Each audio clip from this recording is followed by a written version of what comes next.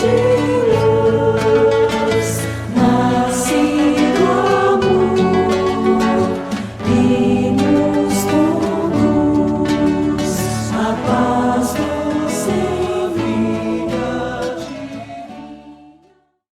Eu agora vou passar para Eliandro, para que a gente possa abordar o segundo tópico importante do programa de hoje, que é sobre a questão da abordagem do magnetismo, né, Eliandro? Do magnetismo, segundo aí os magnetizadores clássicos, e essa frase aí que a gente tem tão importante, né? Que eu gostaria que agora você comentasse, né, Eliandro? Vou passar para você agora. Boa noite, Zé, seja bem-vinda. Tudo bem contigo? Boa noite, tudo bem? Boa noite, Zé. Vocês, tudo bem também? Tudo bem. Boa noite a vocês e a todos que estão assistindo. Pronto, a gente vai fazer aqui, Gisele, uma pequena retrospectiva, e Nivanda também, né, pessoal de casa, quando Micaelos fala justamente das funções psíquicas, né, da alma. E eu fiquei pensando assim, na realidade, quando ele diz o seguinte, que o magnetismo, na realidade, ele defende essa tese, ele é espiritual. E aí ele traz justamente na capa do livro dele, né? E ele vai decorrer, vai fazer deixa eu colocar aqui para o pessoal ver direitinho. Agora ficou melhor. Vai fazer um raciocínio lógico até chegar a esse ponto. Então eu achei necessidade de voltar um pouquinho no tempo para a gente entender até chegar ao ponto que ele defende, né? Então, se a gente pegar o século XVII, e lembrando de Mesmer, um pouquinho, né, a gente vai ver que Mesmer vai dizer que o magnetismo seria essa força natural invisível. Vai permear o homem, vai permear o animal, vegetais, né, e tantos outros elementos da natureza. E que causa efeitos físicos e até de cura. Isso é a posição de Mesmer, né? Então, na época, ele começou a pesquisar justamente essa questão da cura, como esse magnetismo poderia ser usado para isso. Foi acusado de charlatanismo, né? E aí ele traz o magnetismo justamente uma ligação entre a filosofia, essa questão da a busca pela sabedoria e a religião. Ele acha que, segundo ele, se explicaria muito do que a filosofia já procurava e a religião também.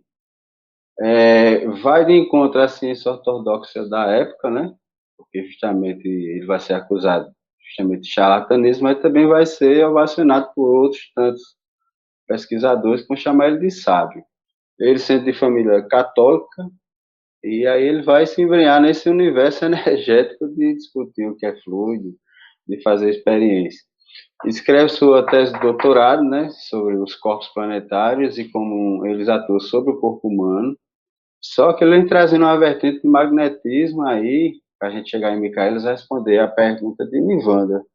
De maneira, como diz Jacó nesse livro aqui, gente, Jacó Melo, Magnetismo Humano, né? Acho que todo mundo que estuda magnetismo tem. Ele vai dizer justamente isso, né? Você encontra aqui a página. Mesmo assim se expressou. Por essa expressão, magnetismo animal, eu designo, então, uma dessas operações universais da natureza, cuja ação determinada nos nossos nervos oferece à arte um meio universal de curar e de preservar os humanos. Essa é a tese dele. Então, para ele, o fluido ele vai se destacar tanto na planta, que é o fitomagnético, né? Tanto no fluido que a gente encontra nos ímãs, nos animais e também no ser humano. Então, seria o fluido justamente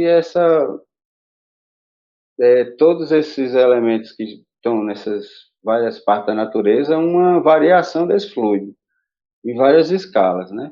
E aí seria o magnetismo animal propriamente dito, né? Que decorre de indivíduo para indivíduo na hora que ele está fazendo ali a magnetização, essa relação. E aí é o pensamento dele, ele faz até algumas experiências, né?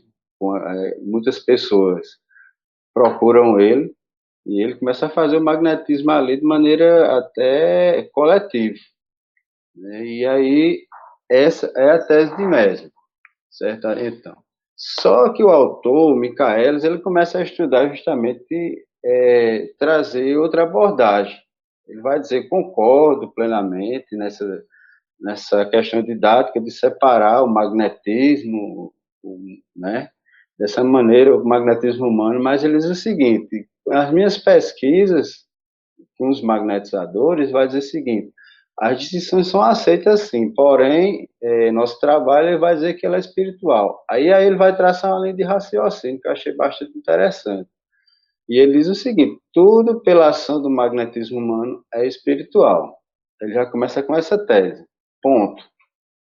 Né? E aí ele começa a discorrer.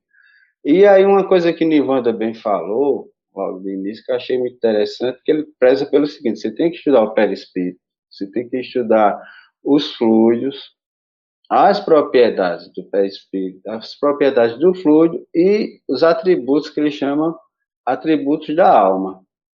Né? E aí é uma questão bastante interessante, porque ele vai dizer que o magnetismo está aqueles atributos da alma que a gente chama de dupla vista, visão à distância, sonambulismo, catalepsia, letargia, presciência, pressentimentos, aparições, transformações, curas, entre outras coisas, entre outras coisas, entre outras coisas. Então, aí você vê que, na realidade, ele já vai um pouco de encontro ao que Mesmer falou, ele já vai trazer outra tese, né? Por que ele diz o seguinte, a alma está encarnada, ótimo. Né? Então, a alma estando encarnada, ela é o agente do magnetismo, segundo eu li aqui, né? Por quê? Depois, lá na frente, ele vai até falar de fé, não vou discorrer agora sobre isso, mas ele vai dizer, o espírito quer, e é o espírito que pensa. Pensar é um atributo do espírito, e querer é um atributo do espírito. Uma coisa interessante, né? Ele sendo uma parte do princípio inteligente, querer é um atributo não do corpo, mas não do espírito. E aí eu não vou usar aqui, falar no programa, todo o mecanismo, né? De como isso tudo funciona, como Nivanda bem explicou, né? Que praticamente assim você cairia, como diz Kardec, a nossa vã ciência cairia até no ridículo de tentar explicar até o que é o próprio espírito. Imagina eu explicar justamente isso, mas basta para a gente pensar e querer, ponto, né? A vontade são atributos de ordem espiritual, e aí ele vai dizer justamente o seguinte, né? Que na realidade, quando eu estou magnetizando, que estou querendo, que estou pensando, que estou exercendo as técnicas, tudo isso, ok, tem a parte humana, mas praticamente aquele que é o motor é o espírito. Ele é o software da coisa. O corpo, aqui fazendo analogia bem pobre, seria o hardware da coisa, né?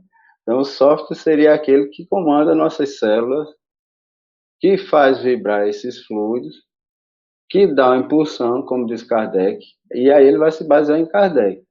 E achei bem interessante no livro que ele cita até Bezerra de Menezes, que ele diz assim, a alma que sente, recebe, quer, ela exercita as funções psíquicas.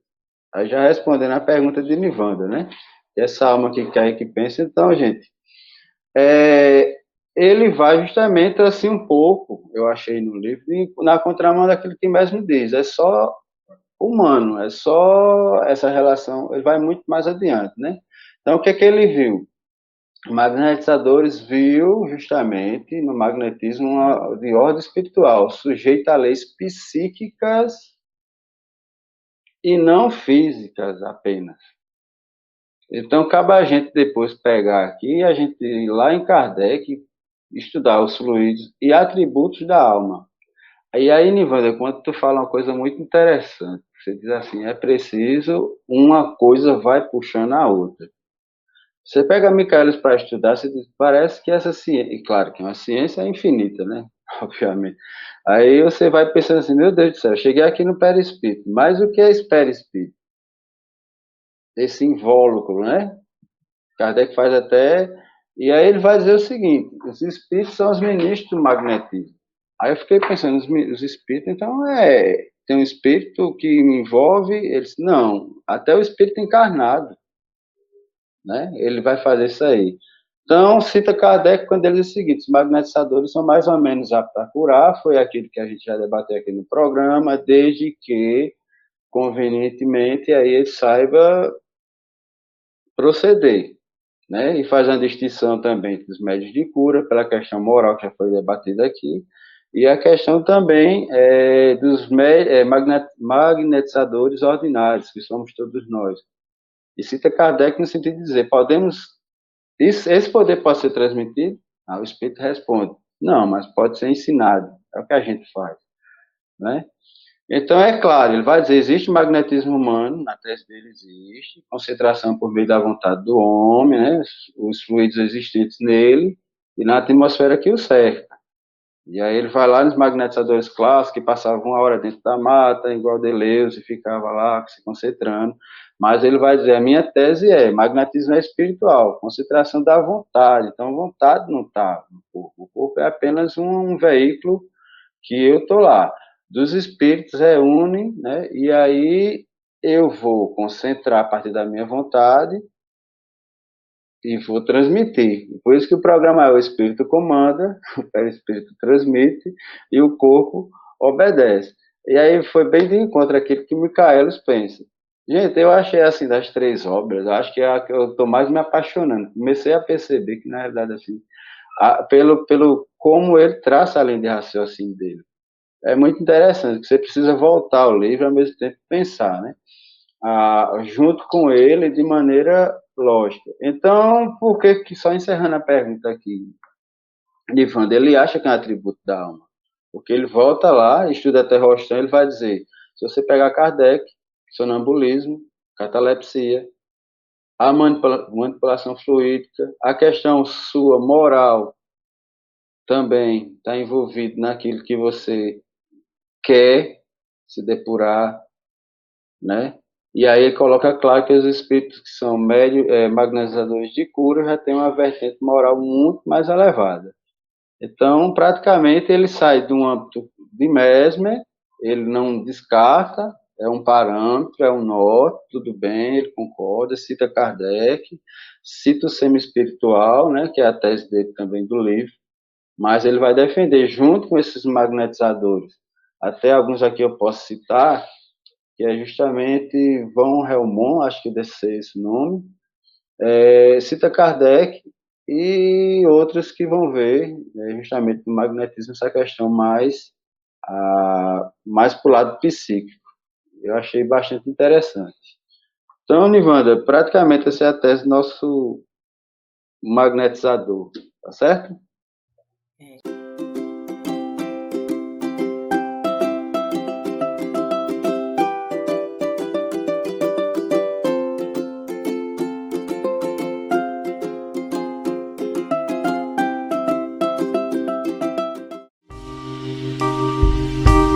TV Chico Xavier, a sintonia do bem. Acesse tvchicoxavier.com.